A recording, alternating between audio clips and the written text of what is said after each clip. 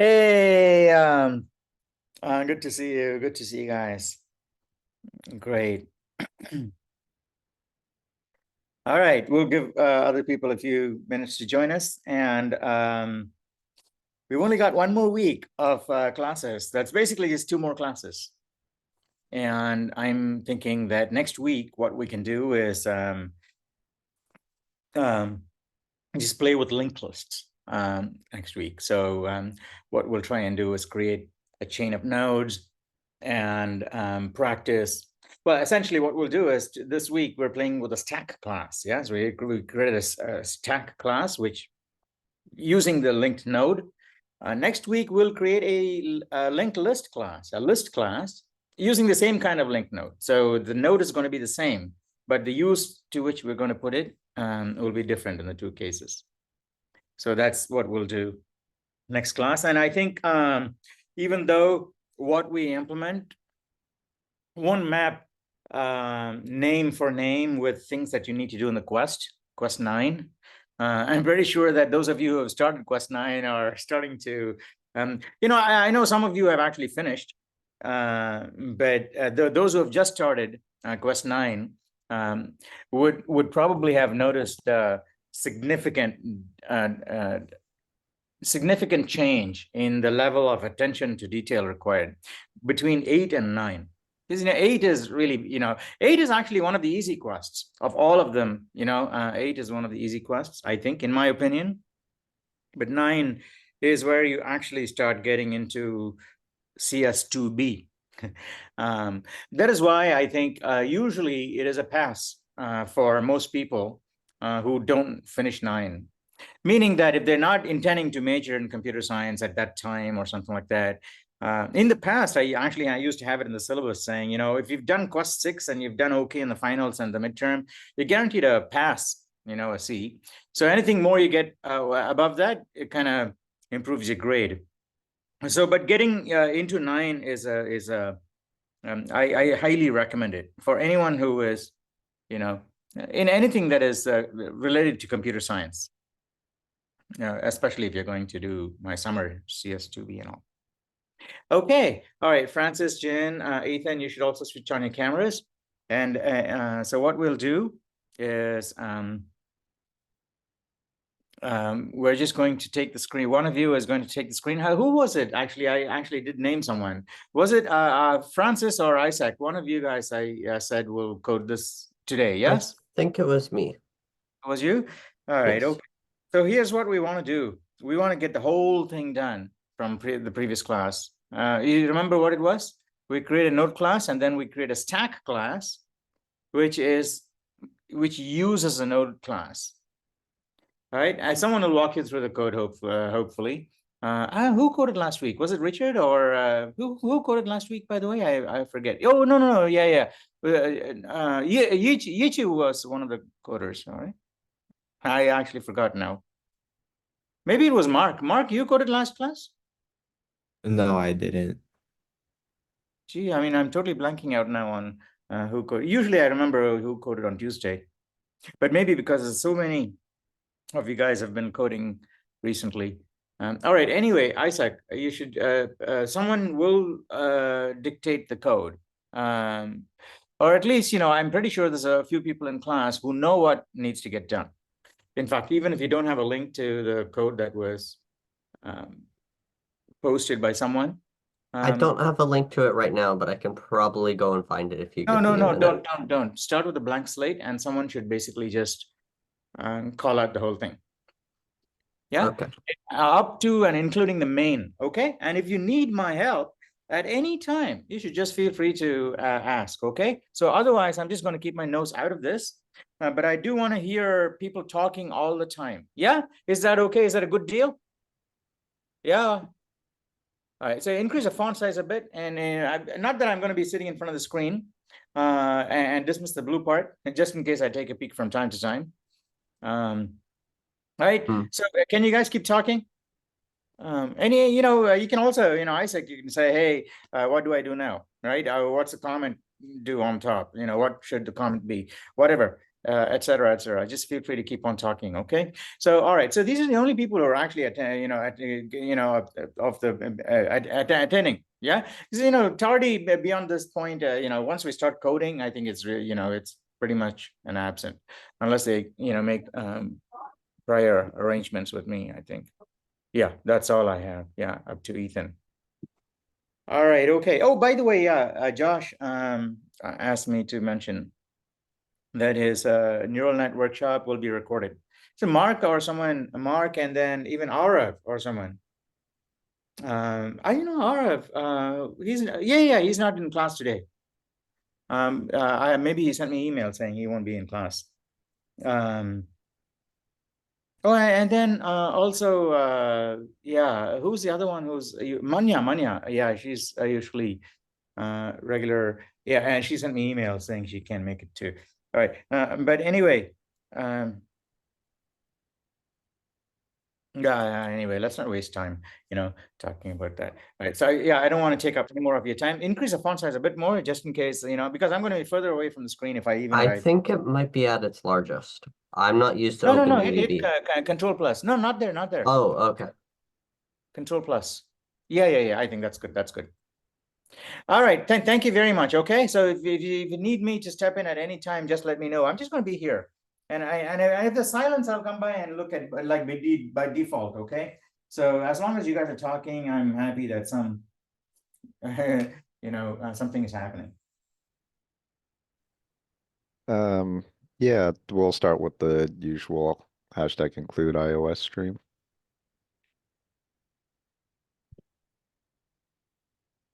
Oh, sorry, I think there needs to be an R in the iOS stream. And then Sorry. no, you're good. typo. Using namespace std.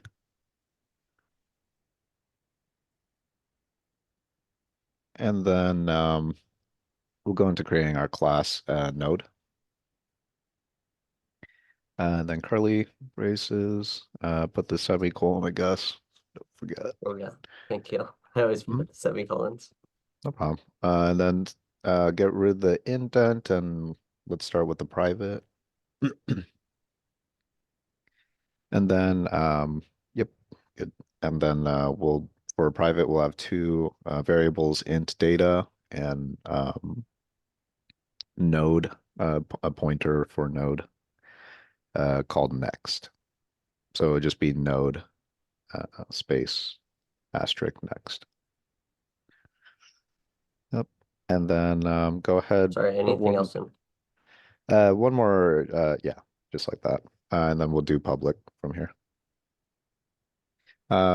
We'll initialize node with and have it pass a parameter, an integer d.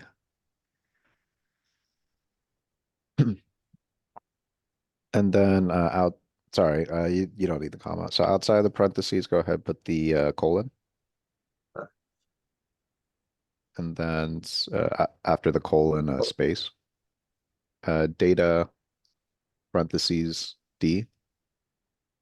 And then outside that comma space next with the null pointer. Oh, you'll need a comma after the data d. Oh, thank you. And then at the end, curly braces, next line. We'll get an integer function. So int get data, or get underscore data, I should say. And then outside of this, we'll make it const. This will be a one-liner actually. Oh, It's okay, just the so getter, so it's just gonna return the data. wait, do I need the curly brackets? Sorry, I usually use the curly brackets anyways for my own. Yeah, we thing. used the curly brackets. Okay, I don't think we technically do, but yeah, we can just I have the don't. curly brackets. But I mean, it'll all be on one line anyway. Yeah, I find it easier to read with the curly Oh yeah, brackets. yeah, But yeah, that works. anyways. So this will just be return data. And then from here, node, and then we'll have it be a pointer, get underscore next. Yes. and then make it const as well, and then it's gonna just return next.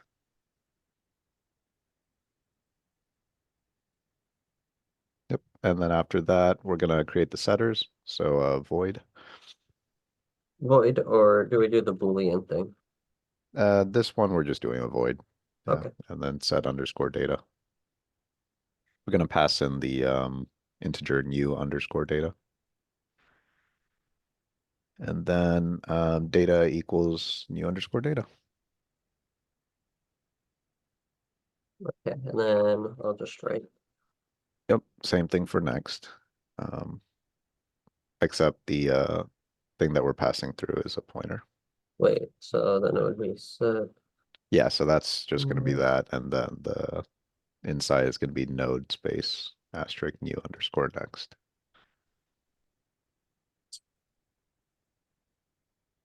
And then next equals new underscore next.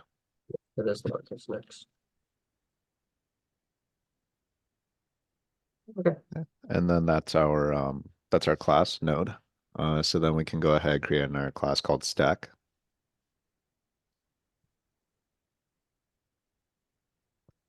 From here we'll do private public. Should be lowercase, sorry.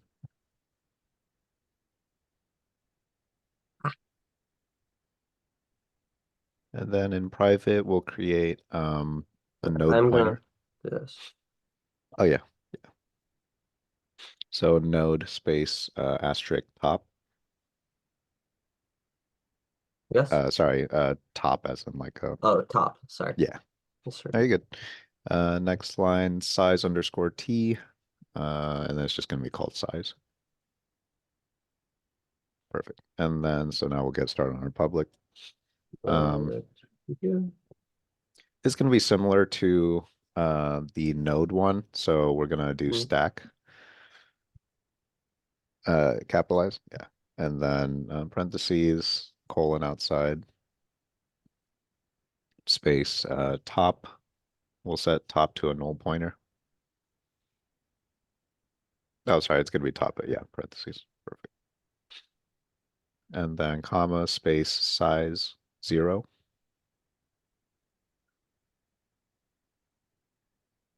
Right.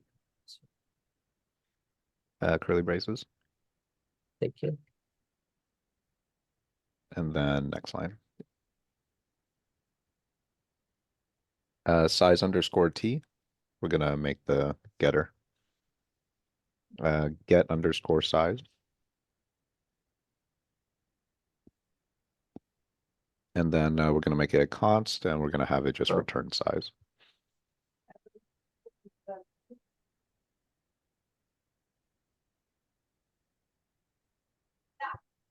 Then after that, we're gonna create a function to check if the Wait, do we node need is empty, I think.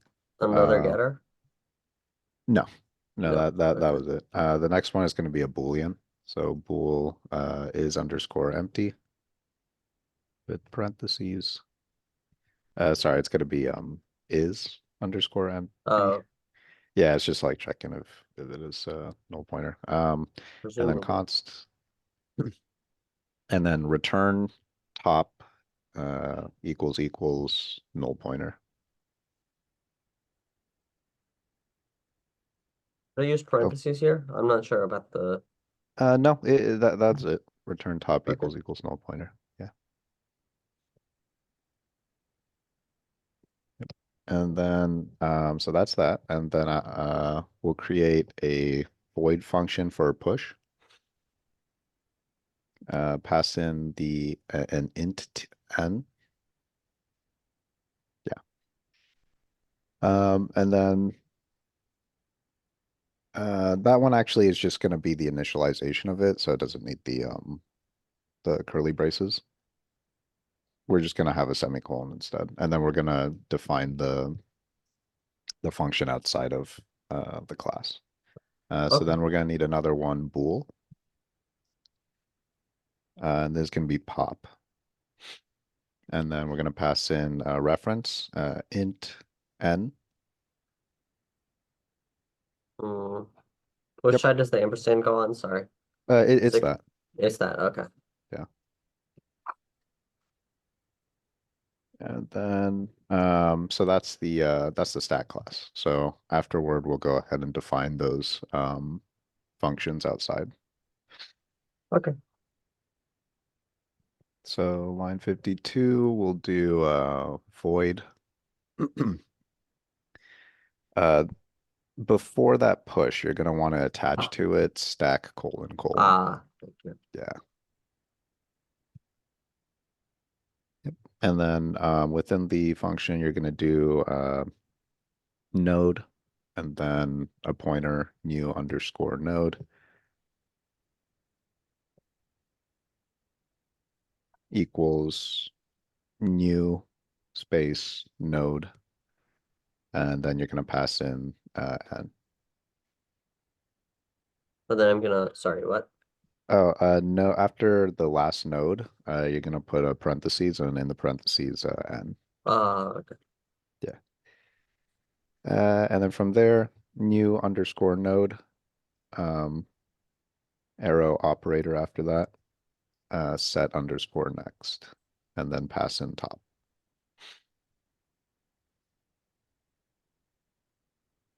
So, yes? Pass in top in the parentheses. Okay. Yeah. And then after that, we're gonna set top to new underscore node. And then from there, we're gonna do size plus plus.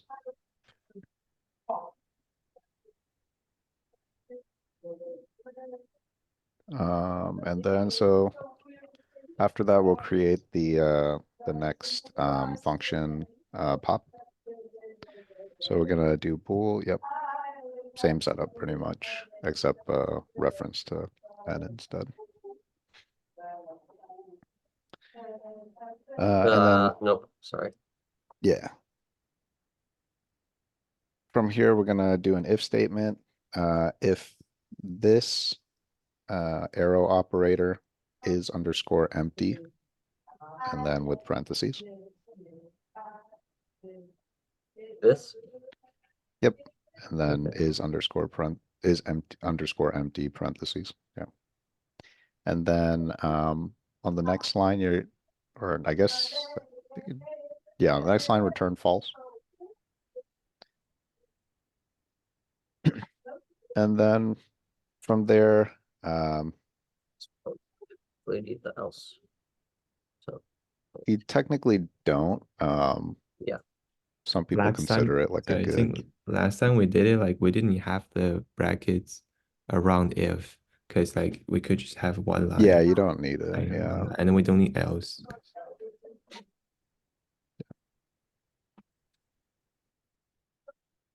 And then node. And then a pointer. We're going to create a pointer called old underscore top equals top. Also, I guess like for a quick point of discussion regarding the like curly bracket and like next line kind of thing, some companies I guess will kind of like do that anyway, just because it's like for readability purposes, but that's like just different standards between companies. That depends. Anyway, so n equals top top arrow get underscore data parentheses. And then next line top equals top arrow get underscore next.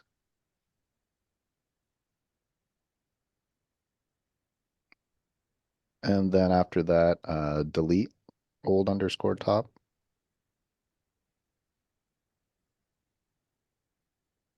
And then we'll decrease the size minus minus. And then have it return true.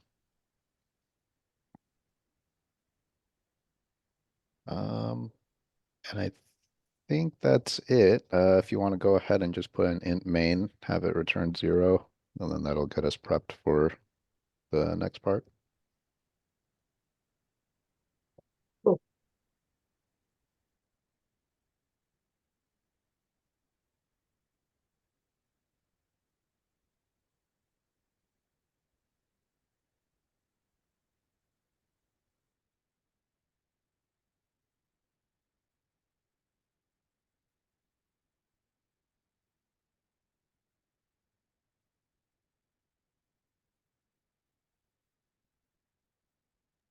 I'm just gonna run it real quick to see if it compiles.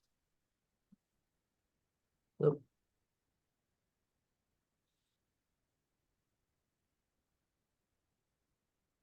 Okay, great.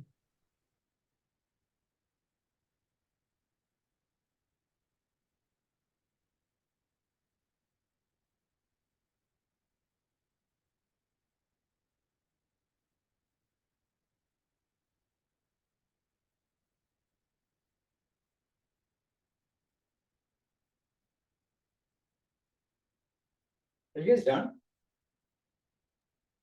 Yes, we didn't implement the int main, I guess, things, just in case we want to like do new ones this time around. Yeah, okay, cool. I think that's great. That's great. Yeah. Good idea. Well, basically, I think what we did in main was push a whole bunch of items in a for loop and then pop them out. Just make sure that everything was done in reverse. Let's take a really quick look over this code, and then we'll. If so, this would be a good time for anyone who doesn't understand anything at all about how this code works. This would be a great time to ask, bring it up. We'll all discuss it and make sure that everybody's on the same page before we move on. Because I think the next step, what I had in mind today is we're going to use the stack class in a different main, like Brandon said. Who was it? Was it Brandon? I actually didn't look at the screen. Who was? Yeah, who said that? Was it Brandon? Was that you? Yeah, in case we wanted to like Okay. implement. Yeah, it kind of sounded like you. So I can actually recognize a lot of you by just voice now. It's kind of cool. Quick question. Yeah, sure. Go ahead, Mark. Wait, like, why is it called like class node? Should it be like, should node be a struct, and we like Okay, we so have a a struct, stack? yes. So what happens is a struct is a carryover from C. Okay. No, like Yeah, if you use the sorry, keyword struct, I don't is know that if we have like a stack underneath that. Like, I'm sorry. Can you say that oh again? no, I was confused because I just saw the node. I saw that's all we have.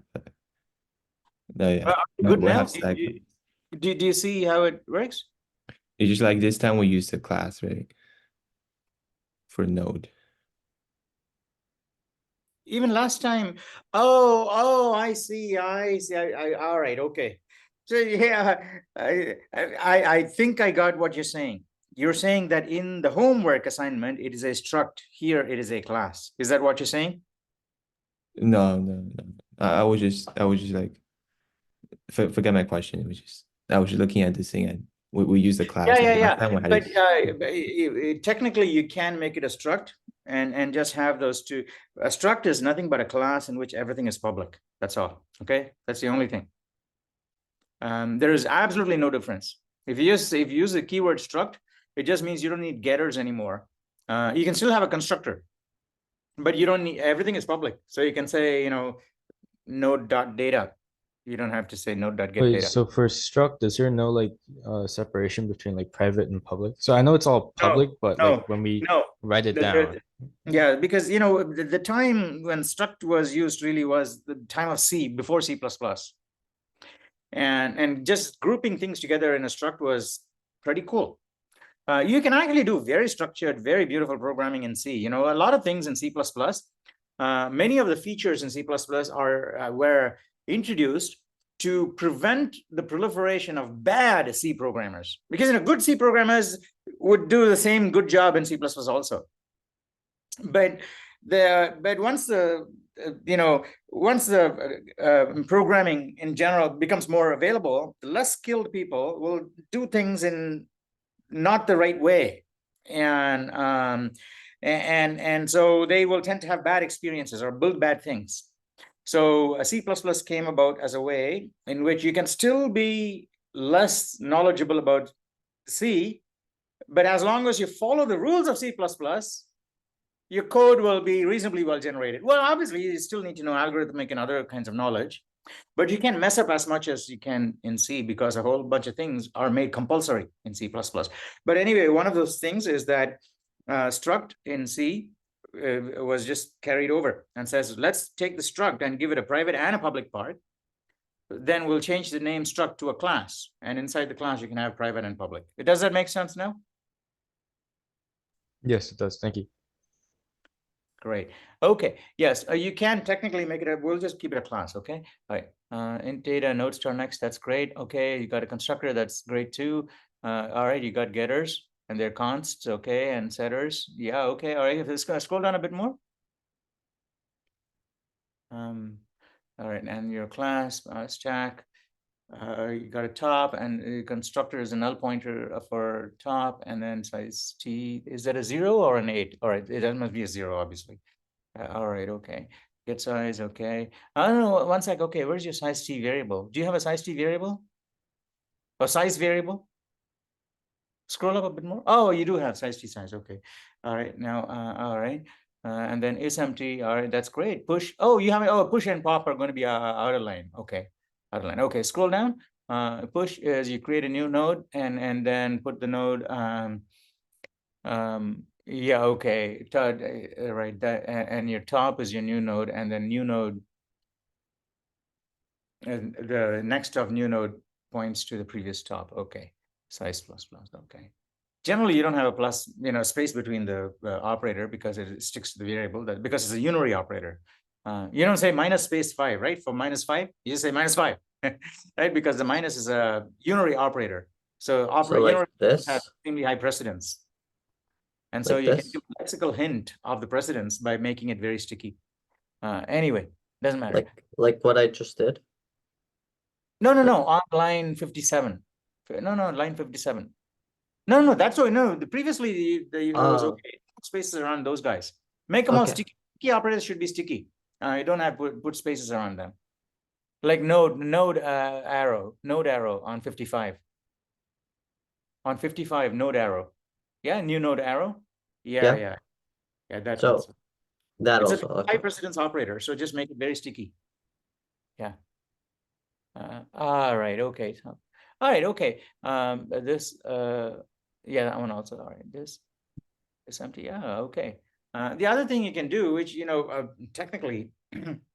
Even the compiler will do for you automatically anyway, because you said if this arrow is empty, but you may be thinking, oh my gosh, that's an extra function call. But no, most intelligent compilers will just replace that with if not top, right? You may not even know, but if you generate the code, especially with optimization flags, and then look at the assembler output, it's just a file. Just look at it. And if you look at the assembler output for that function, you'll actually see that you're doing a function call, but the compiler actually replaced it with if top is not null. It's exactly the same, isn't it? Because isEmpty does that. So it's just inlining a lot of things and making things that are, much more efficient than we write. These things used to be done by, special optimization steps before, but lots of compilers do it. Okay. All right, I'm going to assume it works. All right, put a blank line before the return true. And then, well, let's go to main. All right, and today's code. Okay. All right. Now, Isaac, you're going to type out just the code, okay? And then I'm going to call someone else, and they're going to take over. Okay. After you put the today's code. So here's what we want to do. And we'll use that trick with the /r that I think was it Brandon or someone, Jin or someone did some research and posted on the subreddit. Oh yeah, /r. Who was it? Jin? Was that you? Yeah, the carriage return. Yeah, carriage return. Yeah. Yeah, there was another long post today that I saw. I think it was Brandon. Yeah. So I got confused. That's great. Today's code. All right. So here's what we're going to do. All right. So what we'll do is we'll play a game. I'm trying to think of a good name for this game. All right. Okay. So this game, let's call this game Stack 'em Up. Okay. So we're going to code the game Stack 'em Up. Stack 'em Up. Okay. Yeah, making the game Stack 'em Up. Okay. All right. Okay. And how is this game going to work? On the next line, when you start the game, when you run the program, it should say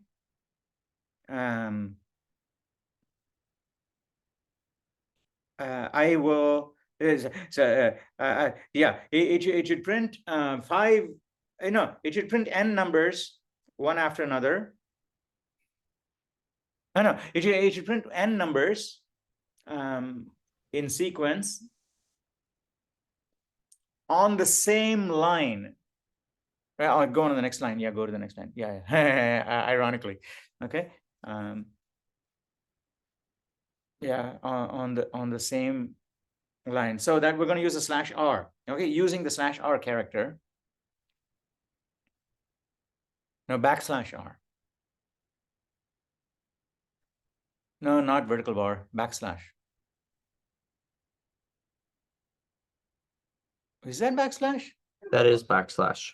I just, Wow, it almost looks this is a vertical. vertical bar. I don't know what. No, hang on. No, hang on. What you got now, is that a / or a vertical bar? That's a / here. This is what my vertical bar looks like. They're slightly slanted different ways. Are you in italic? But this after the word D, it looks like a vertical bar to me. Let me zoom up a bit more. It looks totally vertical to me. Like, who else thinks of it like a vertical bar and not a /? Just give me a thumbs up, or is it just me? This is kind of crazy. It's slightly back. It's very slightly back, isn't it? It doesn't look like a /. Yeah, it didn't look how I expected it to look, but Why is it? What that kind is of a font? Did you change the font or something? no. I mean, I can try. Oh, you zoomed out or something? Yeah, don't change don't make the font size. Make the font size normal. I think it can handle a large font in a proper way, I think. And then you will just use the Control+. But even then it looks vertical, right? Yeah, I think it's the font. This is really strange. It's the first time I'm actually seeing it. It looks just like a vertical bar to me. Right. So using the /r character. R/r. It's totally weird.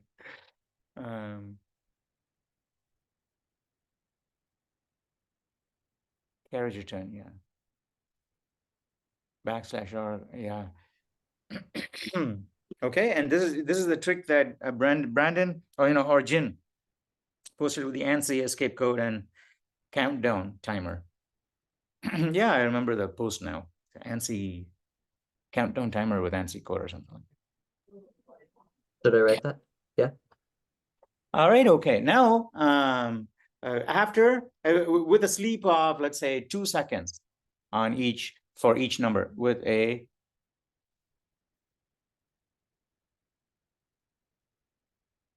yeah, you can go to the sleep off and the next line.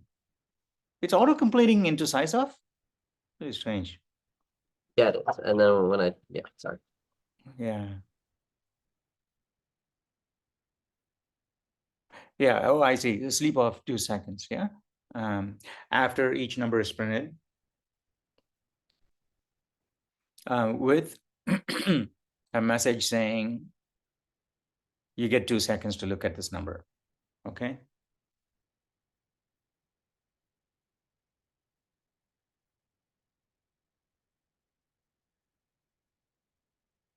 Okay. All right. So what's going to happen visually is that it's going to, and let's say we say, yeah.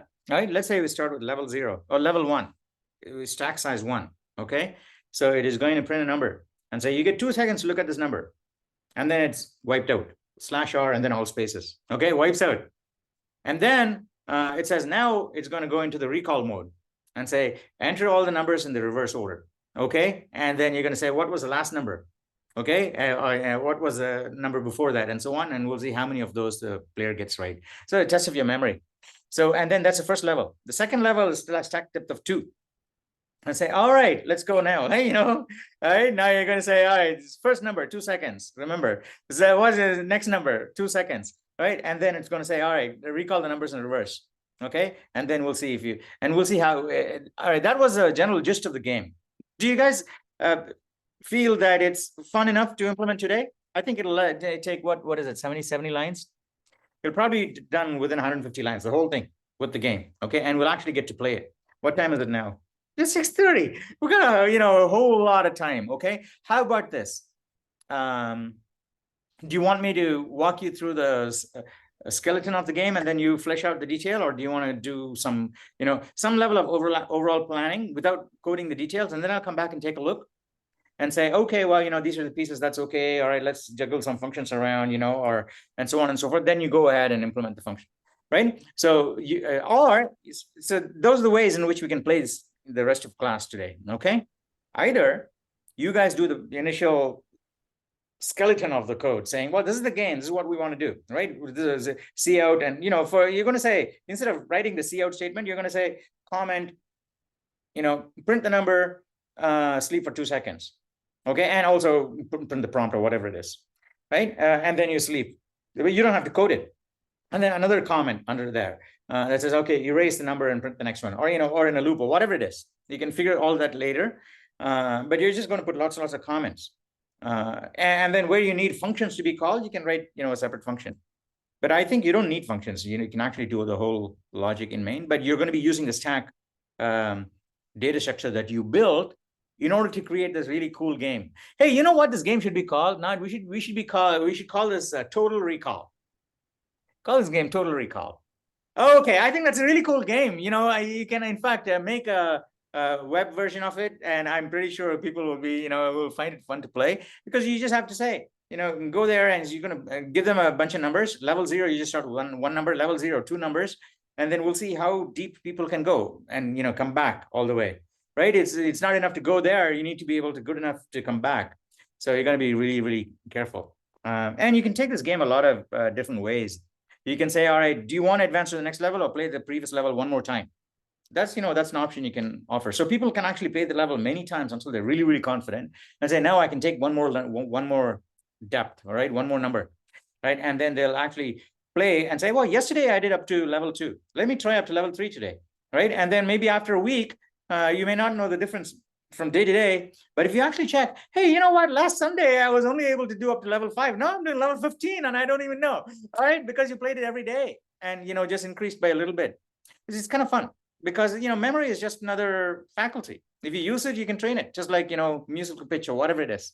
So you just need some tool to train it, and lots of tools are too full of distractions to go in many different directions. Just pick one that'll just go in one direction and just keep at it.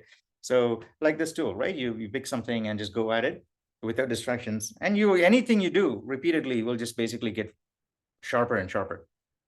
Anyway, that's all I have to say. Do you guys want to plan? Well, so those are the options. Do you want to plan and then call me and then code again to flesh out, or do you want me to flesh it out and not flesh it out, do the planning and then hand over to you and then you code it out like you've been doing in the previous classes?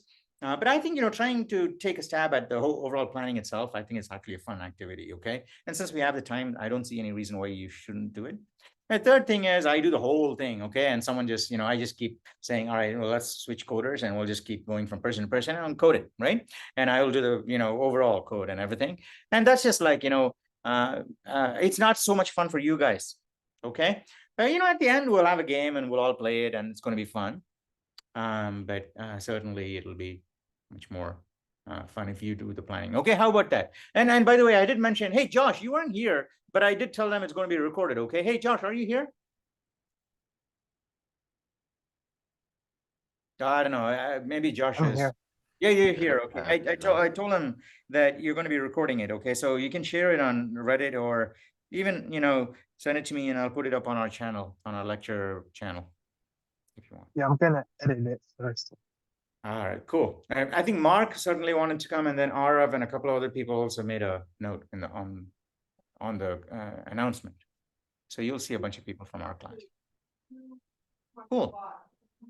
All right, and whatever you're going to be doing with Josh, you can also try and implement in C++. If you're going to be doing something in Python, especially using as another toolkit, you can try and do the same thing in C++ also. It'll give you a lot of really cool practice. It was in C++. Oh, I'm sorry? It was in C++. Oh, it is in C++, is it? Yeah. Oh, great. Okay, fantastic. All right. So it is actually very, topical for our class. So you should absolutely go and check it out. So fantastic. Thank you so much, Josh. What day? Great. Yeah. Hey, do you have any questions, Mark? Yeah, I was wondering like what date? Tomorrow, 3 p.m. Tomorrow? Yeah, Josh, isn't what you said? I thought it was today, the 13th. I thought it was tomorrow. Oh, gee, okay. Oh, anyway, he's got it on. He's got it on tape. Real quick, I Yeah. just realized we have a compilation error. Maybe we should fix that before. Oh, we yeah. We keep should on totally fix it before you hand over. It's just remove the parentheses because you're setting top to the new node. Where is it? Thank you. Yeah. There you go. Okay, thank you. Was it Francis? Couldn't actually tell who's. Yeah, all right. It's working. Okay, now I think now. How about Francis? Why don't you said you'll code sometime today, right? Why don't you take over? Okay. Yeah, I actually coded last week, but I don't mind coding again. Yeah. It doesn't matter. Everybody's coded now. Yeah. By the way, anyone who wants to code, just you should just raise your hand, or I'll just go ahead and nominate people at random. Yeah. Anytime you've had 5 minutes of coding, I'll say, all right, and I hand over to someone else. Okay, so everybody gets a reasonable amount of practice, and it's kind of cool to kind of wrap everything up. Even people who've done it before will just say, take over the screen. Okay, now Francis, you're going to be sharing the screen, and you guys are going to do the planning for this game. Yes, so you know what needs to happen. And in the game, you just need to insert lots of messages like cout and so on and so forth. But we can flesh out those messages later. That's okay. But just get the overall thing done. Okay, just comments in terms of what statements you're going to put there, and if necessary, new functions. Yeah, is that okay?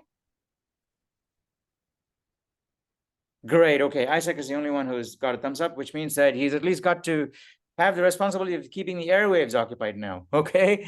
All right. Okay. Talk to you guys soon.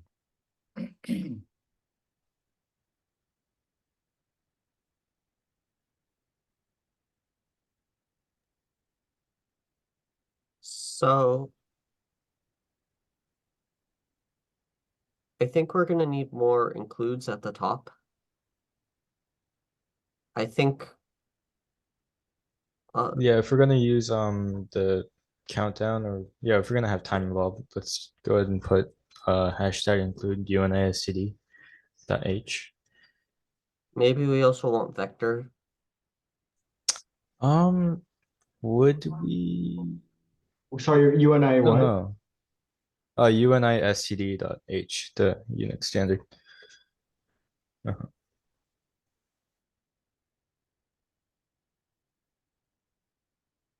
I don't know. I think if I was coding it, vector is what I would do to keep track of the numbers. But we're supposed to use the stack. Oh, okay. And what do you need for random? So that's the part I didn't actually implement. I don't know if you have random values, because the values that I outputted were just the results of like whether or not stack is empty, or and the size of the stack. So I don't know which values we're actually going to implement for the game. So we're gonna have to decide on that. I mean, yeah, we can create a random number. Yeah, 0. Yeah, pick a number from 0 to 100. Okay.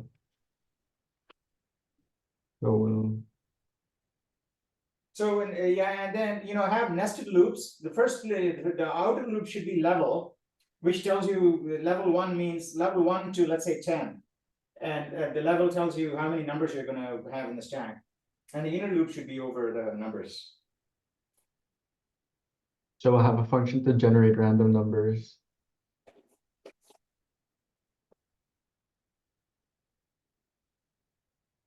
Is there anything we need on the stack, or?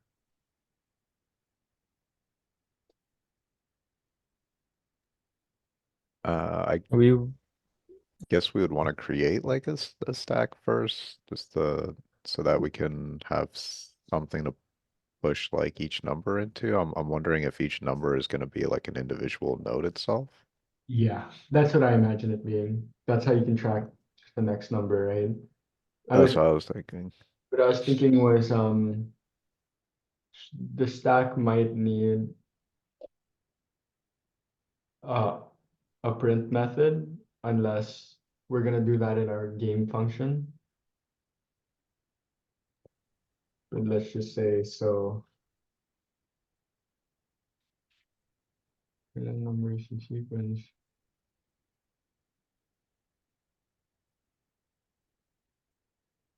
Okay, why don't we start by creating the random number generator?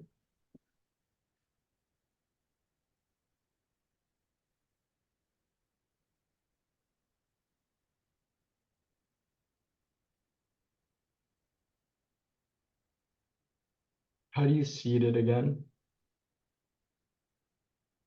You can do stran time null pointer. I don't know if that's correct in this context. Somebody else has to confirm.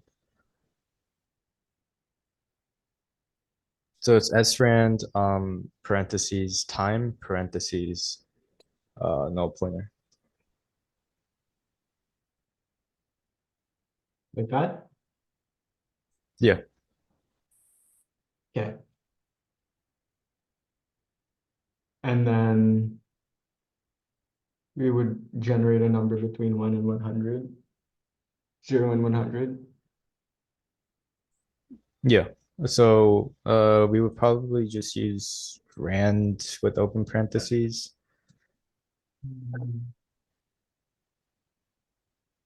Oh, should we we can either declare or define like a new variable and then return the new variable, or I don't know if can we return the result of the rand like directly? Is it an end variable? I'm not Oh, you sure. mean like a reference? I think it should be okay, right? It returns a random positive integer. Yeah, you should be fine. And then you should make it like between 0 and 100, right? Yes. So how do I do that? Is that like modulus, I think like 100 plus 1 or something like that? Yes, it should be. Modulus 100 is 0 to 99, I think. Like that? Yeah. Okay. So do you think our game should be in a separate function? How are we going to structure it? I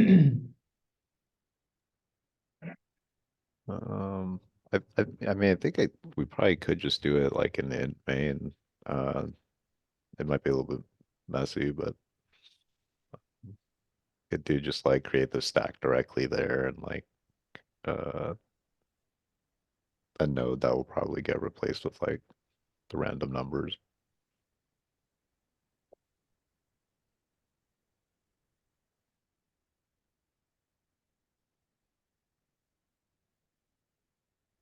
I'm trying to think of a more descriptive name. And numbers.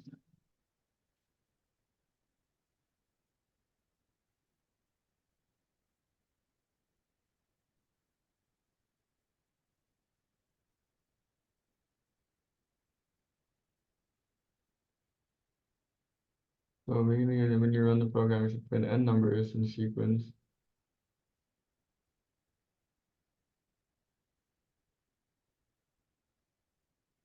So how many numbers are we gonna do? We have n numbers here, but we can decide. What's a good amount for guessing? We can start like with 5. We can just start with something simple. 5, okay. So generate 5 numbers, add this back, and then n numbers and sequence.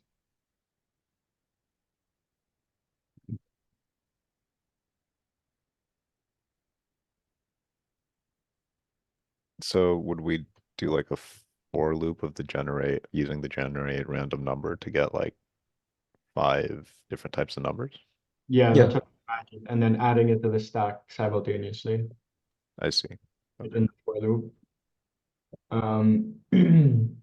And the same R slot with a sweep of 2 seconds after each number is printed. So can you guys help me figure this out? We shouldn't be printing all the numbers side by side like this. It should be one by one flashed. Is that how it works? Yeah, we can do like /R. Okay. This, yeah, carriage return. But let's figure out how to put the generated numbers into our stack first. I This- think for the steps, right? Like I feel like this will just like simplify it. So you generate the 5 numbers, you add it to the stack, you print the numbers in sequence. And then you show this loop through.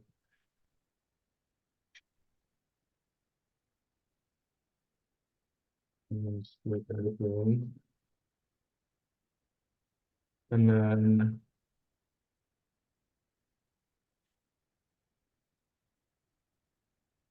user input.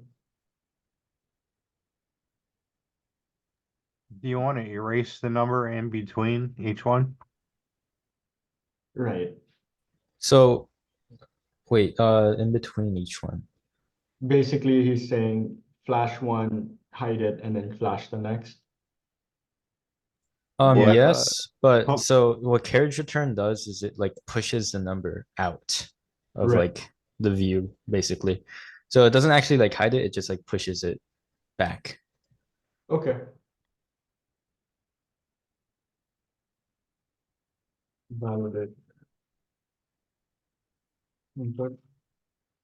Compare. Same thing. Okay, so let's say,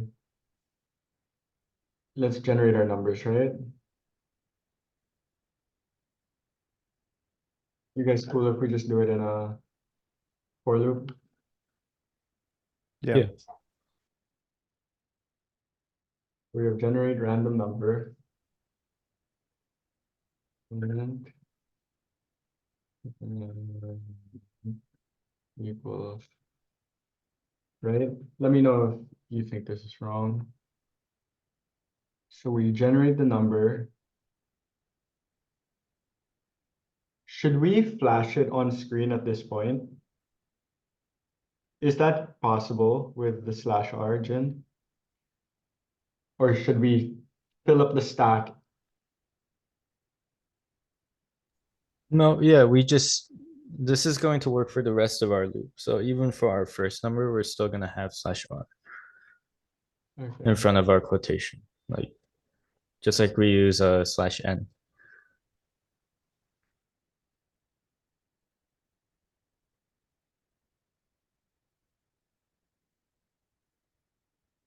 So let's just say while n numbers that get size less than 5. Oh, that's greater than 5. Oh, sorry, just less than No, you're good.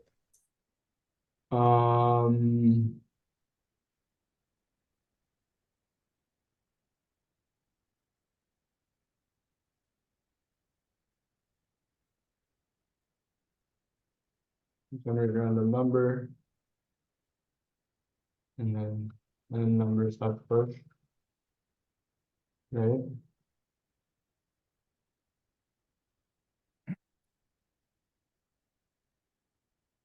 Would we, oh wait, no, never mind. I guess it probably wouldn't work. I was thinking like if we had random as like a new node every single time or something like that to push into and underscore numbers, but I don't think, I think the I don't push know. the node. Oh, yeah, okay, yeah. So then, sorry, Jim, would we print here or do we just do it after we fill up the stack?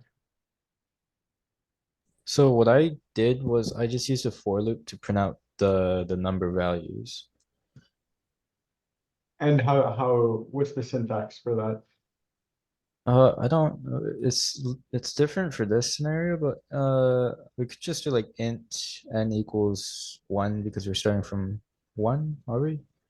Oh, I see. So you need like a variable to track which point it's at or something?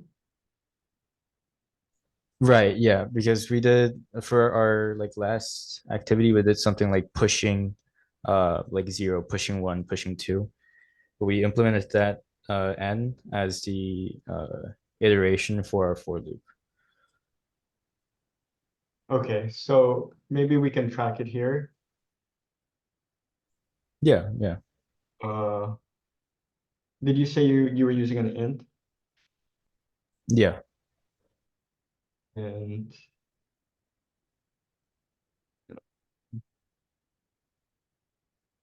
do you start at 0 or 1? Oh, that's the conditions for the for loop. Like No. for parentheses and Yeah, but then yeah. we could use a count still, right, to Yeah. track it. So how would you go? Do you want me to just do Oh, if you do like a counter, yeah, we can we can do a counter. Then we do int counter equals whatever we want to count. So in our context, I think it would be 5, right? Oh, is it supposed to go down? Yeah, and then we just do like counter minus minus. Okay. No. I'm not in terms of the loop itself, but in terms of printing it out using the /r. Oh yeah, I did that within the loop. So we Right. just do C out and then and then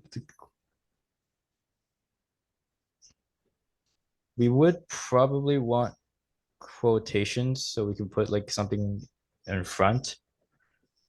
Like the value is something like that. I don't know, but it would be like /r, the value is colon, and then it would be the random.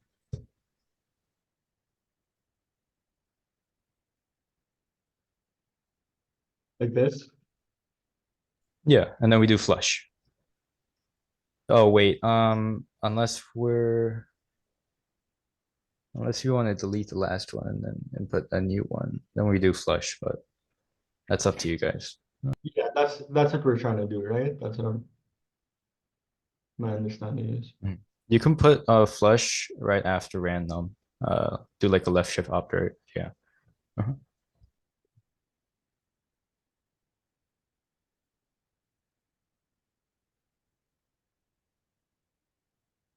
Yeah, you just have to put the word flush. No quotation, no parentheses needed.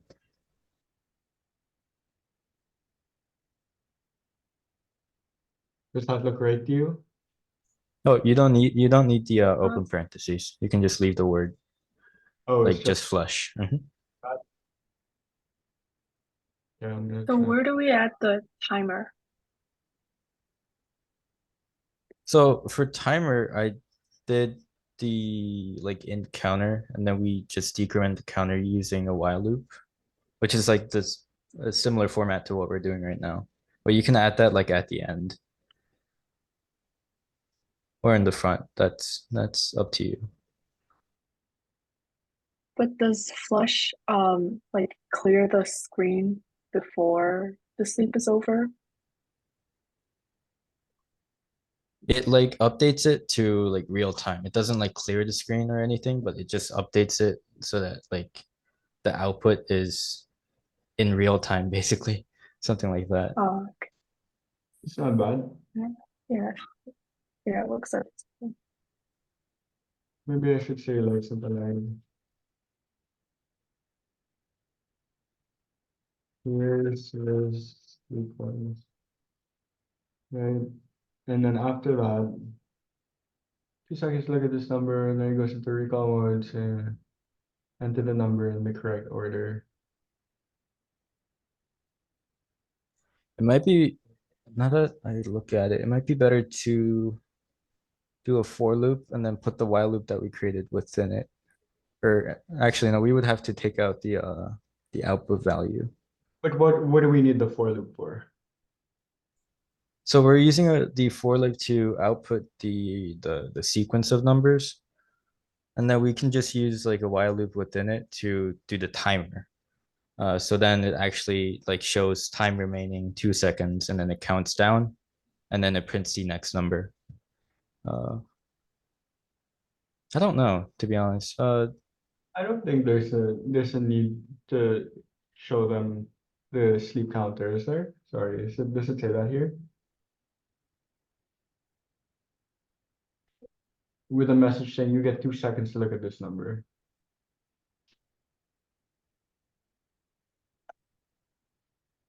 That message can come just like before we even print out the output values. True.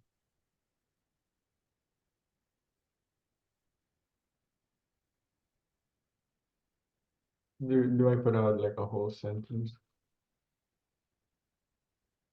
Wait, do we have to say that message after, like, for each number that comes out? Or are we just saying that we have like 2 seconds in total? I think it's thinking just like- 2 seconds. You just like put it before. You have 2 seconds to look at each number and then and then you just go ahead. yeah. Okay. Mhm.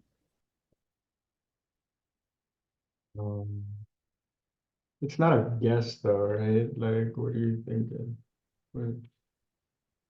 Input the sequence.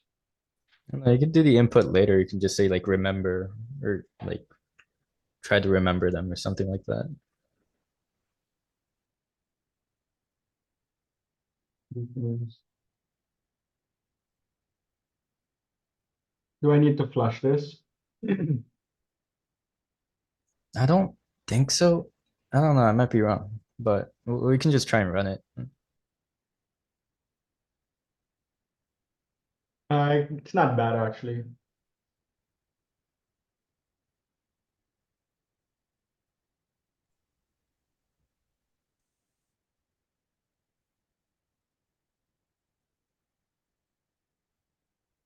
Okay.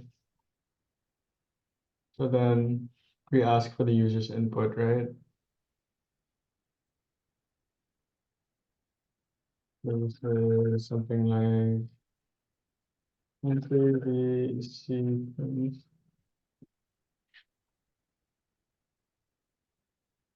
So if with this flush at the end, when we say enter the sequence, will the last number be removed?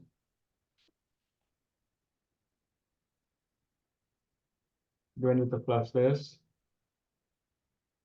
And then CN? I don't Yeah, think we- so. I don't know. Do we? Should we have a list before or vector? Something like stores a user input. Are we doing vector, or are we just gonna do like another stack and then have like, I guess the user inputs also be their own nodes?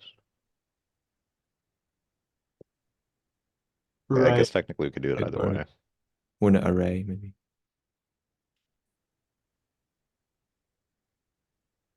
Yeah, probably a stack makes more sense.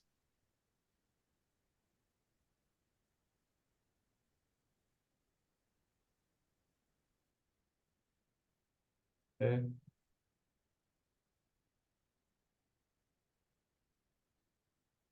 Here it goes. And then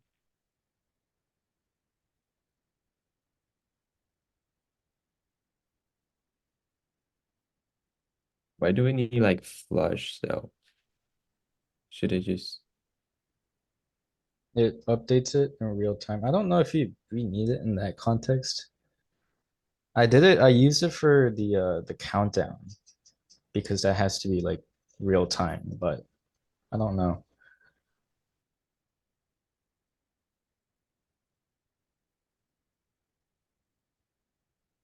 with string, is it just and can we use and yes, and yes.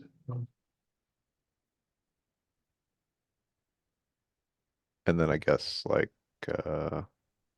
player underscore guest dot push. Yeah, the guest.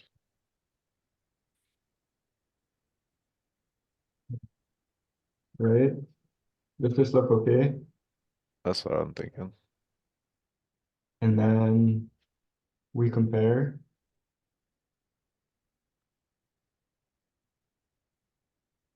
do I have a compare function? basically we would just pop, right? This pop return, oh, it returns a bool. What if instead of returning a bool, we just make pop return an integer so that we could pop both and then compare the values directly. But if I mean, I think that makes more sense. But professor wanted to be like you pass in a reference and you need another variable to keep track of it. I see, okay,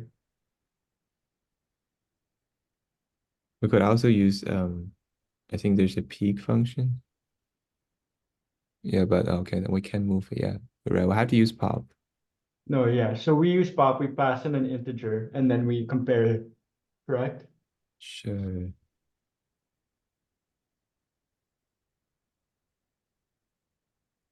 Let's just see if this runs first.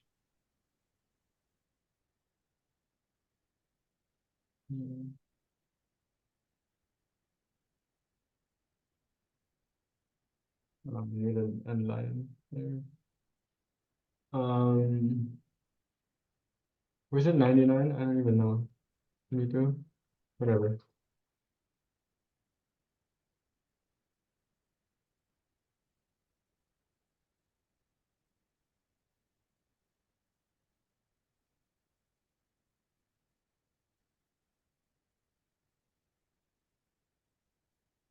Well, it sounds like you guys are playing the game. So are you guys done? No. We're just trying to test our steps Oh, I see. midway. Okay. All right. I think we Okay. need an end line where we need a space before the enter the sequence. I'm sorry, a new line. Oh, I see. I need to stop it. Here. Can we do end line here? Like 103. 103. And when you first says enter the sequence, like you need a new line before that. Oh, Oh, yeah, I we need that here. and then we'll just do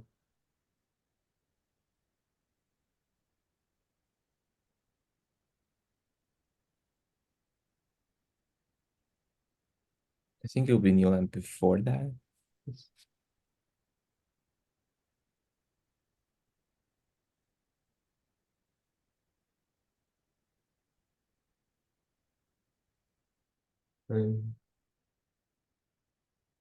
here. Yeah. Is this weird though to input in? Should this be showing every time? Or enter the next number? For the Oh. sequence, we don't need /r if we're gonna put a new line at the end. Wait, why is it opening a new line Should each time? That's it. just put it on 103, like instead of like enter the sequence, like before in the string we have a new line character. This? That could work.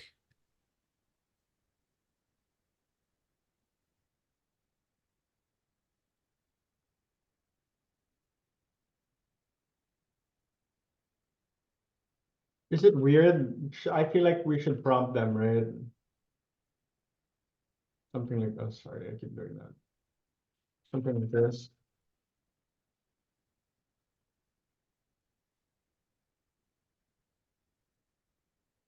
Yeah, and then yeah. Something like that.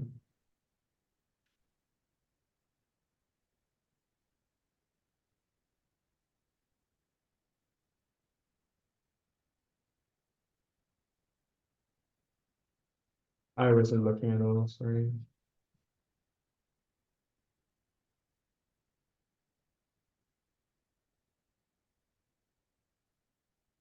Okay.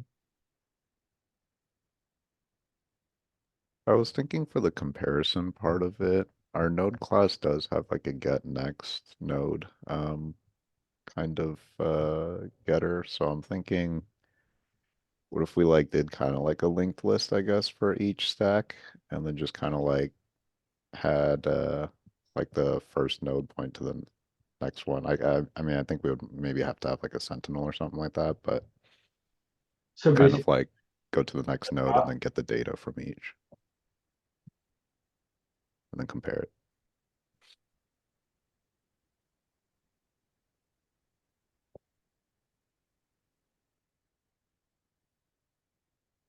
Okay.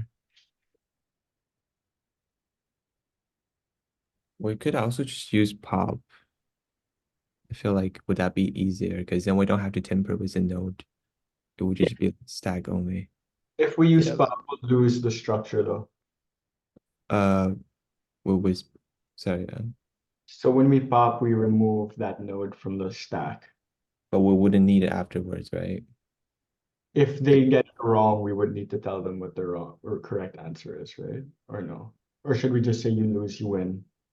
I guess there's nothing specified. Yeah, that's what I'm thinking about. Like, is it just a win or lose? Or we had to tell them. I guess it depends on the increasing amounts of numbers per level. Is it gonna be like the same set of numbers and then just like a new one added for each level, or is it a completely different set of numbers every level? Like personally, I think what's more natural would just be like you win or you lose, and you would just say like, here's the sequence, like, because you already have the input, so you can compare it. Oh, okay. So we would give the sequence if they get it incorrect.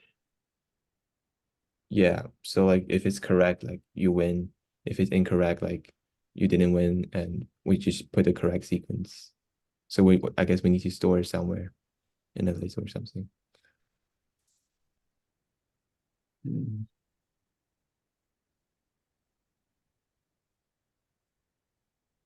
It's just like it's just how we'll do it, but maybe you have a different idea. I know, I understand what you're saying. I just think like in terms of like memory efficiency, we're storing something we already have stored. Does that make sense?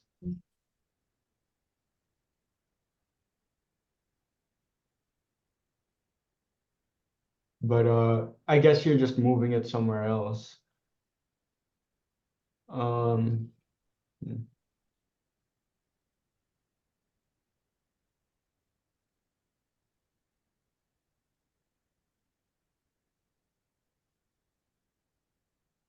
I think it would be fine if we just put in the list, right?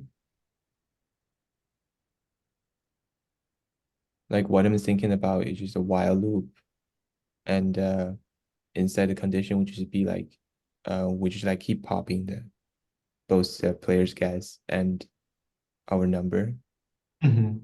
and then while both condition are true, so like both Right. works, and we have like a variable that two variables that indicates that the value of the pop element. We can store that in a list, and we can also compare them.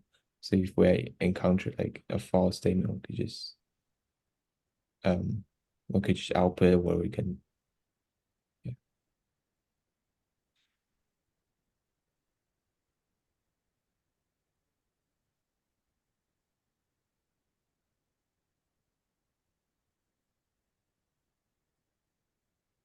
Okay. So then we say something like, well,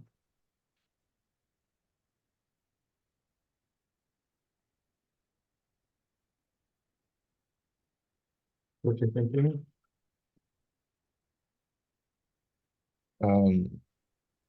Instead of guess size, which is a pop, and then before the while loop, we have a variable. We have two variables. That's the the number and the player's guess. Two int variable. Right. Sorry. What I was thinking was, while they have a size, you do this. And then you would go something like,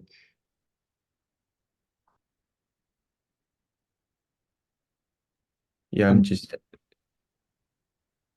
so like pop will return. so you would do it. I mean, I understand what you're saying. So you would want something like int answer. You could do it like this, right? Yes. Yeah. Answer.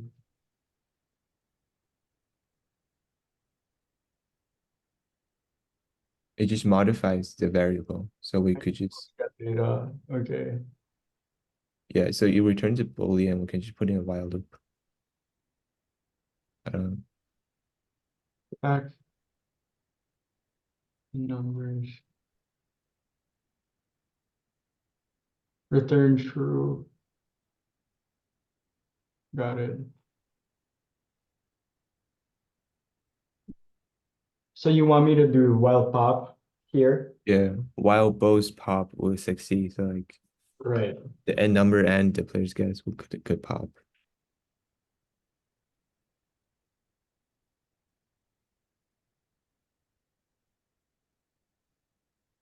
Right. And then I think that naturally we just like store the value inside them. We can check if both are if two are the same. Right. So if answer equals plus, or we should say 9 equals. Depends on like how we want the game to go. Like what I'm saying is like if we encounter like a wrong guess, we just exit the loop and we just print out the right sequence. And then You're right. in that case, we would have to store the answer. But if you want to output like every single wrong answer, then I guess we had to store both. So I mean, if they get one wrong, it's over. yeah, so then I guess we just like break out and we just yeah.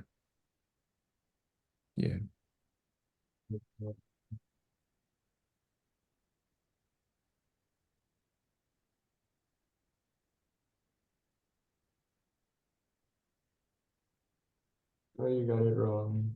I think what we should do is that like we should have a Boolean variable like on the condition if we won the game, then we end the loop, and then we can say this.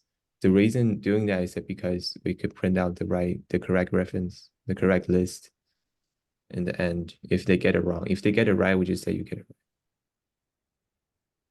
So where are we storing the sequence, the correct sequence? Because when you pop, you remove it from the stack, right? Yeah, you're right. So like, I was thinking of just doing this.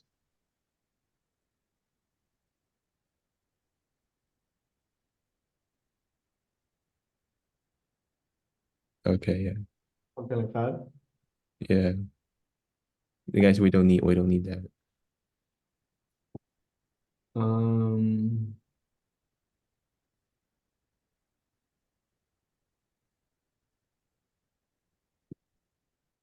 um, um, gosh.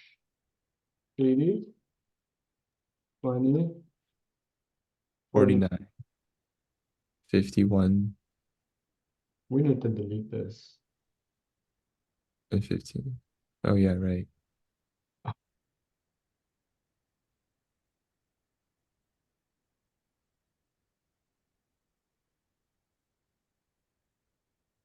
And then you flush. Just like in the end, we could just flash a NT saying Here, um maybe we should do this, no? let's try if that works.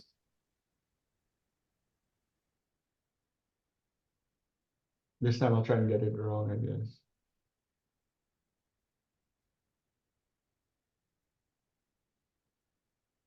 That did not work.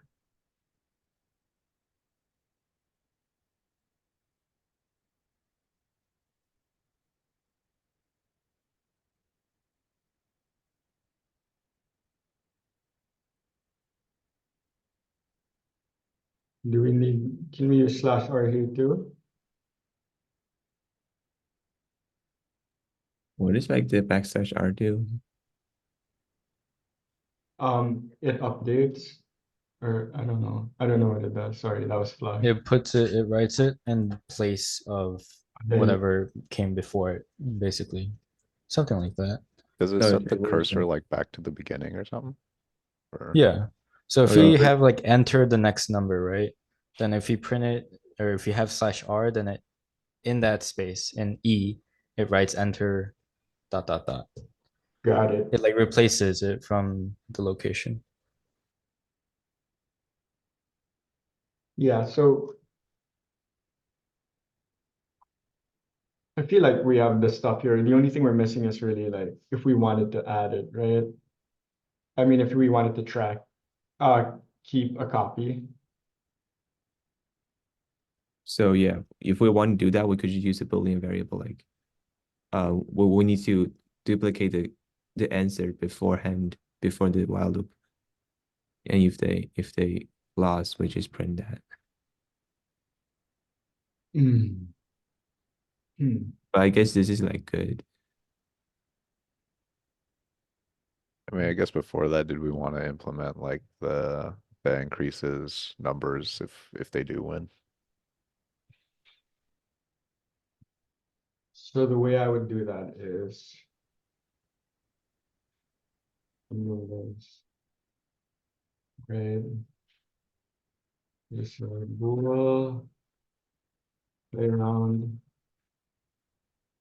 and did we use N? I don't even know.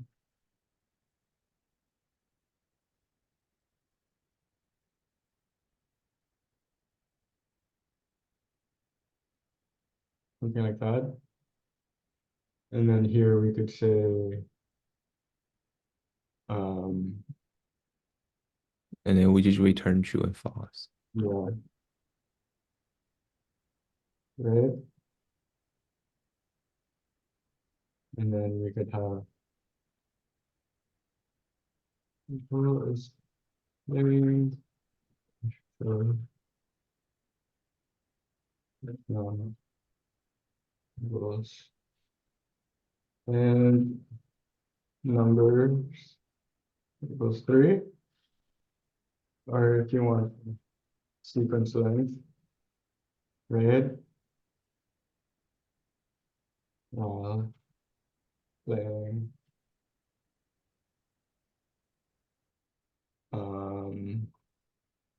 displaying equals oh, shit, sorry. Around version. Oh, Sequence. right? Something like that. Yeah. And then we go to something like that.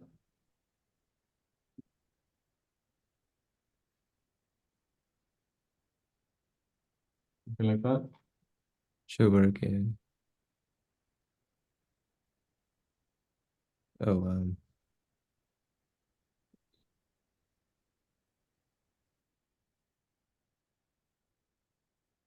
Oh, I guess that is that.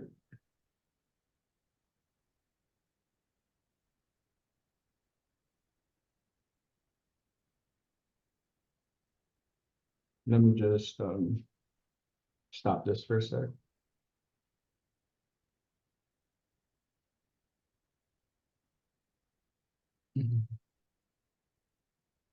Well,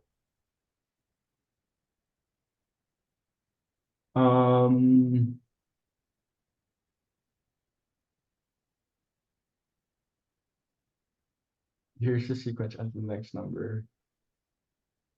So you see how it was overlapping there?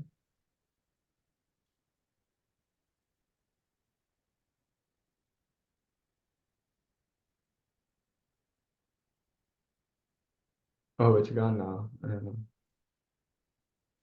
Shoot. Do you guys know the numbers? no. So we can try multiple rounds.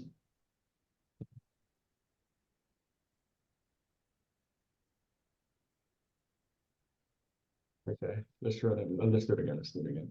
63, 54, 24.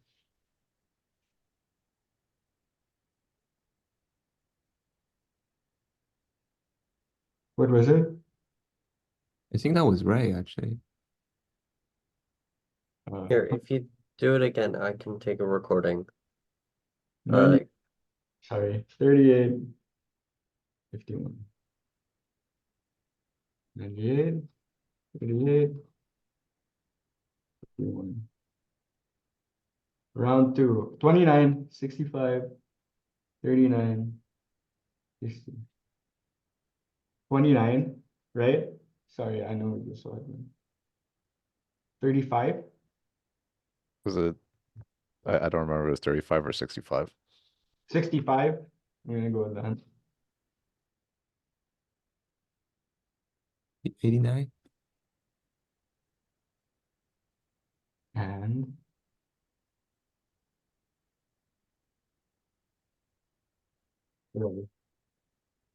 I mean, it works,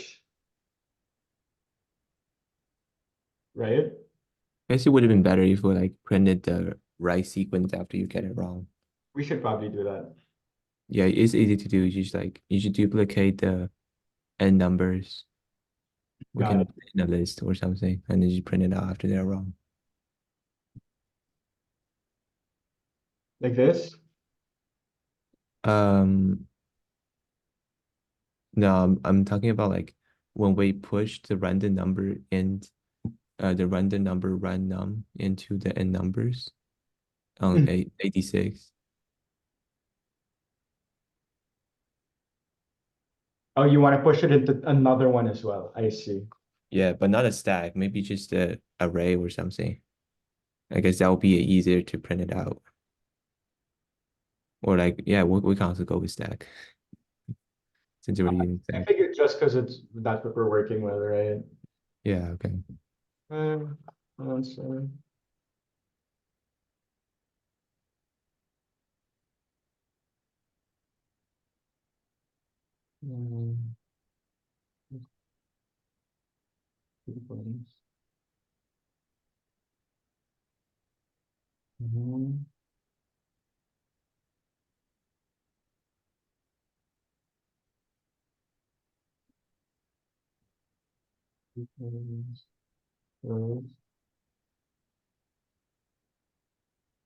I guess we can do that outside.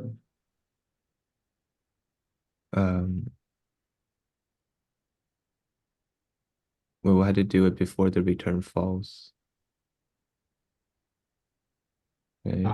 You're right.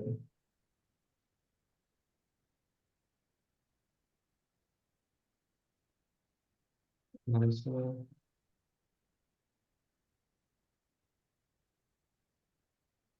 Now, how do we do this? I guess we need another loop. Just say like answer and then and we just like output that. So what I was thinking is because the easiest way to do it would be to pop, right? Yeah, just use pop. We just push it in to a new one here so that it's backwards. Oh, wait, what are you trying to do? Like, are you trying to take the scene we got from the 103, the line 103 and put it Right. into the correct sequence? But like if they get it wrong in the middle, would it just like terminates? Ooh. So that's why I think it's necessary to duplicate it. Okay, so then we just have to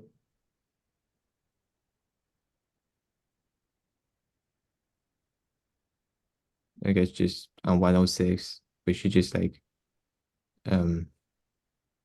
we should just after that we should put a loop, put another while loop, and that just prints out every number on the correct. see.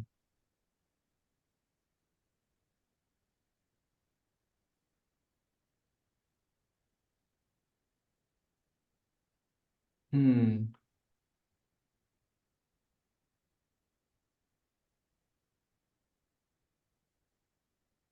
Okay.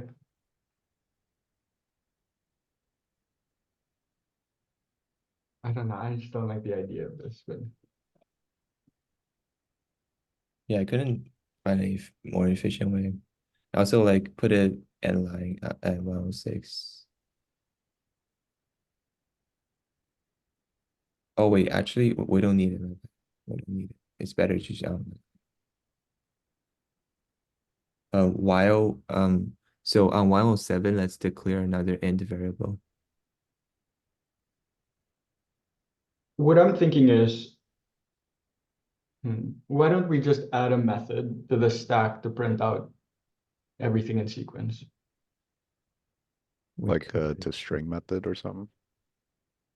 Right. Something like that. Right now, it would take a little more work, but we could do that. You think that's more work? Because we have to pop, well, it's the same either way, really. Yeah, but pop will be a little easier, but it's about the same. Because then we would have to like manipulate the pointers. We don't have advanced. Do we have that?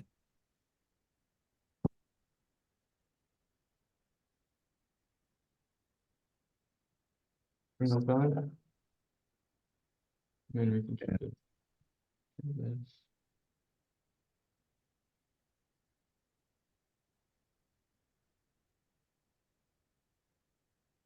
Right. And then it just Result. Something like that. yeah. Well, we wouldn't want to pop it, so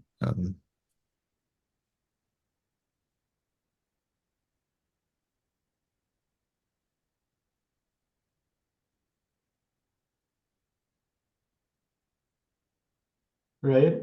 No. yeah, we need a loop because we have a size function. We could just say like do a loop like. Oh yeah, okay. I think a while loop's better than.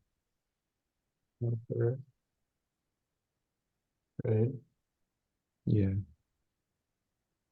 So And filter false.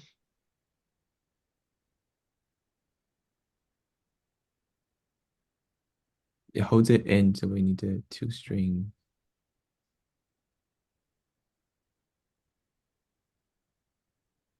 How do we do that? Sorry. Two strings like a function that wraps around current.get data.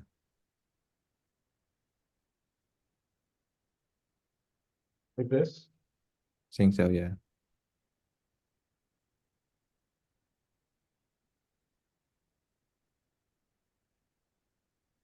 Right. If that doesn't end up working, we can also do like a OSS stream or something, string. Yeah. It should work for int. Also, we need a space like every I just realized this is I see. This is not correct because it'll be backwards. um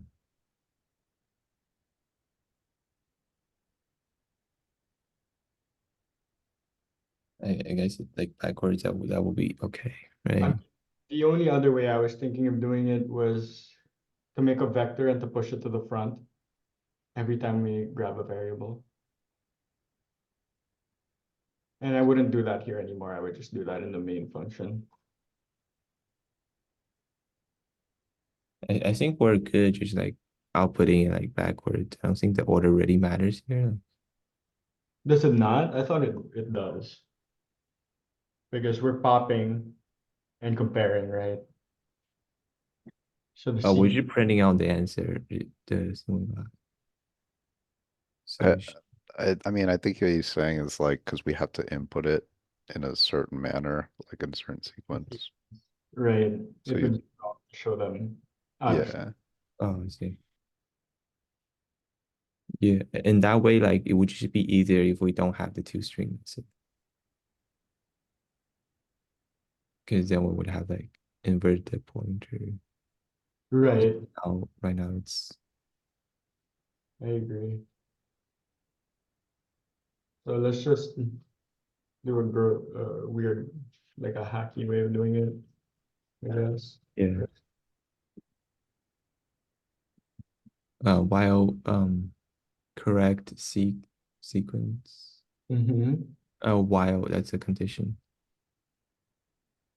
And also we need a variable before that to store it.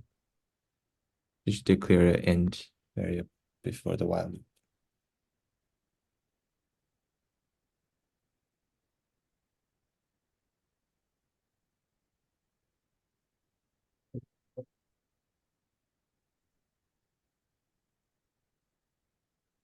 While correct sequence on pop current.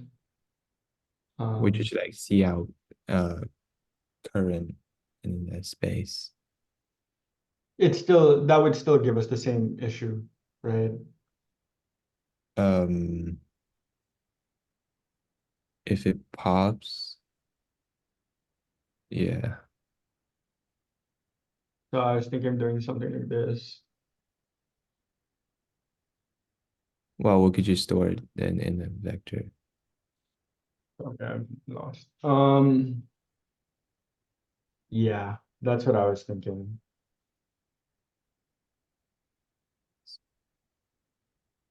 Like the, sorry, is it like this? Yeah. And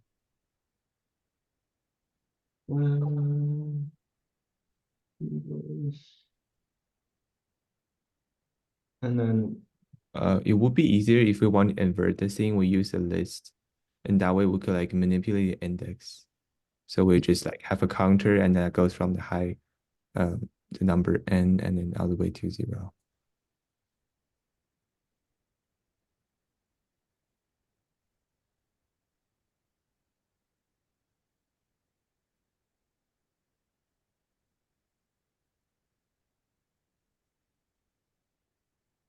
Oh, there's an add to from for vectors.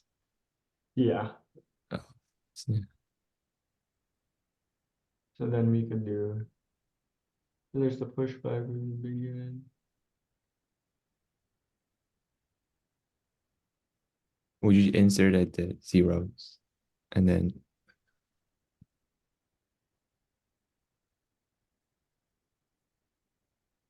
begin.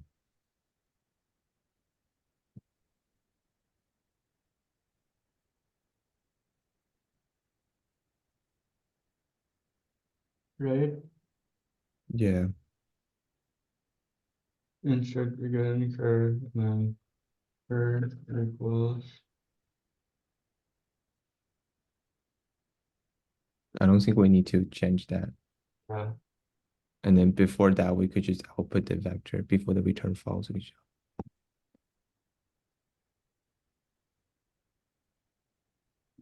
Right. Enter. Is there a join function for these? You have to iterate through this. Apparently, I think we do. Yeesh. Okay. Can we say like, I don't know. This looks really ugly for them. yeah, Right. Sorry, what's your vector name? vector dot size or sequence dot size.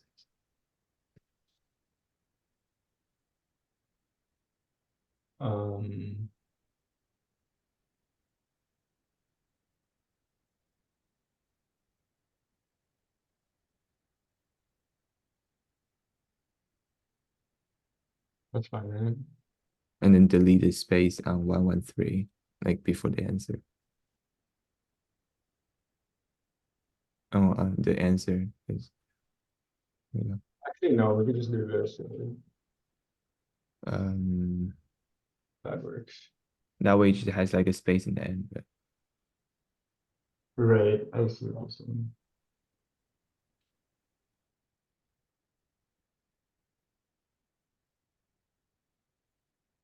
Nice. yeah, that works.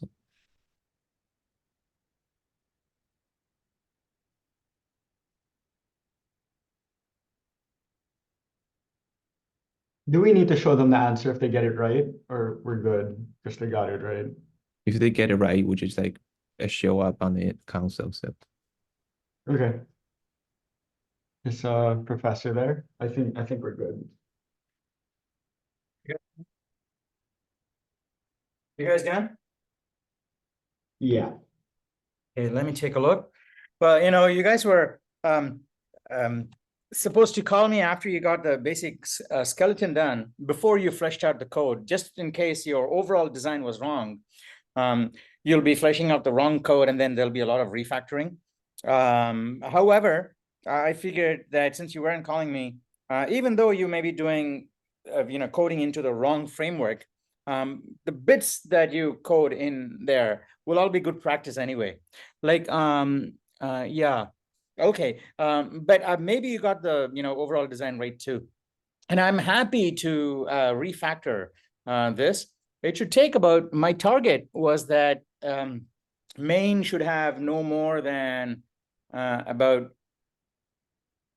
25 to 30 lines. Not, and yeah, oh, I see. And you got an is playing. Oh, how do you have, oh, you have a play around method. Okay. So that means play around should have less than about 30 to 40 lines. How big is play around? 79 Does to it call 1. other functions? Does it call other functions? No. Right. No, I could help you refactor this if you like. However, it is time. There's only well, we do have 8 minutes. I can give you. I can well, look over this code and give you ideas for how to refactor if necessary, or I could put some comments in main with exactly the lines of code that will go in there. Either way, food for thought essentially. So you can try to refactor in your free time between now and Tuesday, because on Tuesday, ideally, I was thinking, well, you know what, maybe we'll do this game in the first 10 minutes of Tuesday. Well, I can actually walk you through the code, maybe, and then go into lists. We'll still have time because Tuesday and Thursday for linked lists. But ideally, if you guys are all done by today or the end of this week, we can just launch straight into lists on Tuesday. All right, let's go to main. Let's go to main and let's take a look. All right. So you have a bool is playing true.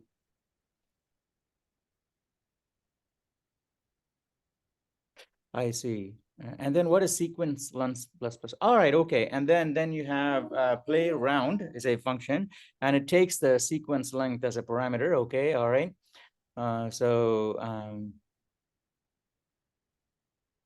Okay, all right, okay. Now you have 2 seconds to look at each number, return, and remember sequence. Okay, and you say /r here. Here is a sequence. Oh no, here is the next number. That's what you mean. Okay, here is the next number. It'll do that, and then it'll sleep for 2 seconds. And then it'll sleep for 2 seconds. And then all right, numbers dot I see n numbers dot get size is less than n. Well, yeah, actually, instead of numbers dot get size is less than n, you know that you have n numbers to push into the stack, right? Mm-hmm. So you can basically loop from for I equals 0 to n. Right. Okay. Yeah. So let's change that because it makes the code less complex and also easier to run because there's no function calls involved. So change the while loop into for size t I equals 0, I equals 0, I less than n, I plus plus. Right. Okay. All right. Now and here n is the number of numbers. So put a comment on above play saying, well, you know what, we'll put all the comments, all the comments later for you. All right. And where is n? Oh, n numbers is your stack. I see. You're calling it stacks. N numbers dot push. So hang on. You got the wrong. Oh, I see. You're created a function to generate the random number. Usually, what we have done in the past is basically just do rand % 100. By the way, in main, did you call srand? We did it. Oh, you did call srand. Okay, that's good. Okay, so you're calling rand, getting a random number, pushing it. Now, why? Oh, here is the next number. Here's how I would reorder the lines. Cut 89, cut 89 and make it the very first line. Make it the very first line. Right. And also after random number, print a bunch of spaces, a whole bunch of spaces, just in case, you have a 5-digit number and then a 2-digit number. It'll leave, you need to overwrite those guys. Okay. All right. All right. And then it's printed that, and then it's pushed it. And then what is correct sequence dot push? You don't need correct. Do you have 2 stacks? You only need 1 stack. Get rid of that correct sequence dot push. All right, and the for that, yeah, idea we don't was- need that. We don't need that. The idea was like, based on how we like No, compare. you're gonna pop. You're gonna pop out there. Yeah, in the outside, you're on the outside of the loop. You're gonna pop and then match up what they enter with the pop. Yes. That's what we did. That's what we did. But we want to output the correct sequence if they get it wrong.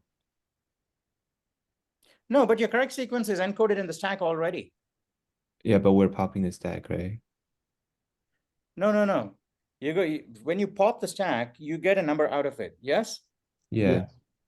All right. You're going to compare that number with whatever the user entered. If they're Yeah. if they're not the same, the game ends. So you don't need another stack for this. We just want to show like what the correct thing is if they get it wrong. Yes, but you just pop the correct thing off, and it's not what they entered. So you say, hey, this is what I was looking for, but this is what you entered. So we should be validating at every input, not at the end. Yes, of course. As you know, if I got the third number wrong in a list of 5 numbers, you got to say, hey, you entered the game. Yes. Okay, so we didn't do it that way. Oh, I see. That's why. That's why, it's better to, especially when you're coding for a customer, it's always better to check with them after each step to make sure that you're in step, because you may end up coding something else other than what they paid you for. And they could say, well, you didn't code what I paid. I'm not going to pay you the money. And then, there's several hours of your work down the drain. Yeah. Down the drain. All right. Okay. All right. So you don't need 2 stacks. You don't need stack player guesses. Why do you need a stack of player guesses? Get rid of that. Get rid of line 91. Okay, all right. Now, all you need to do is get rid of, comment out everything under line 90. I'll put some comments there now. Yeah, under line 90. Yeah, for now. All right, now go to line 89, hit enter. Maybe you've got the logic there, but this will just be a different way of saying it. One more enter. Now here, what we want to do is while stack is not empty, while n numbers is not empty. By the way, don't call it n numbers. Just call it stack my stack, because that is a call it my no, there you go. N numbers. Call it my stack. And then do you have any other places? N numbers dot push. You say my stack dot push. All right. So if while not is empty, yeah. All right. Great. Okay. Now, and by the way, because we are generating the random numbers, n is all right. Okay. Now you're going to say int last number pushed was last number equals my stack dot pop. Is that the API for my stack? What does pop do? I think there's 2 variables, like bool and so on and so forth, and returns a bool. Okay. In fact, we should do what Richard or someone suggested last class. Where's that loop? Where's our loop? In main, in our main? Yeah, where you should basically say no. Yeah, there you go. Yeah, you had there. Yeah, there you go. While my stack dot pop int n. Right. So while my stack dot pop, and then above the while loop, say enter above the while loop, enter. Yeah. Now you say int popped value, int popped underscore value, popped value. Okay, semicolon at the end. There you go. Yeah. All right. Okay. Now the last number was oh, no, it's not last number. It should be there you go. Yeah. No, you have pop value now. So now you need to say C out, left shift. There's a not in the while. The not. While Why? not my stack dot pop. Oh, I'm thank you. Was it Josh? Yeah. Hey, Josh, thank you for having my back again. All right, okay. My stack dot pop pop value. All right, now you're gonna say C out. What's the top number? What should we say? What is the last? What is the next number? What was the previous number? What was the most recent number after? I don't know. Just say what was the last number. What was the next? What is the next number? Okay, figure out the language later, because it's getting up to 7:51. All right. Okay. All right. Now, all right. Semicolon. and then you can do a get line or see out or whatever it is. Yeah, see in. Guess, see in guess. So you also need int guess. Yeah, you can say int pop value comma guess. You have two variables right there. And you can put comma guess. All right, so see into guess. Yeah, now you can just say if guess is not equal to pop value. Yeah, and then you can say CERR.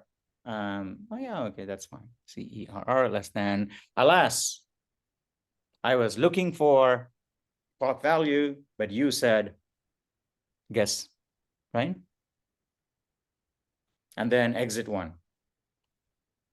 You need a space before but. I have a space here. No, before but. Oh, I have a space here, no? Oh, I see, because pop value. Yeah. Right. You said, and then you no quotes there. You say guess. Endl. Don't forget the endl. Right. No, left shift endl, and then you can say exit. Because you can't just return here because it's no exit one. You know, exit one or exit -1. Yeah. All right. So all right. Now, if if the all right, great. So if they exit the while loop, if they exit this while loop, without when the stack is empty, that means they've cleared the level. Yes or no? Yes. Great. Okay. So now you can say hooray, see out hooray. You now advance to the next level, and you can call this function with one more. Yeah. What I was thinking of, you know, when I said earlier you'd use two loops, I wasn't envisioning that you do another function. You just have main, and in your main you have the outer loop, which goes over levels, right? Level 1 plus until level 10. That's the outer loop, and inside of that loop, you'd have what we have now. But after the hooray, your level increases. You advance to the next level, and you play the same thing with, you know, the two numbers on the stack. Okay, now, so advance to the next level, and you can also say, yeah, put a full stop there. Yeah, see out. In this level, you should remember.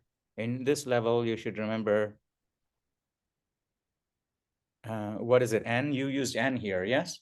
So there should be N+1 here, less than N+1 in parentheses. Yeah, numbers, right? And then you say stand by and sleep for a second and then return.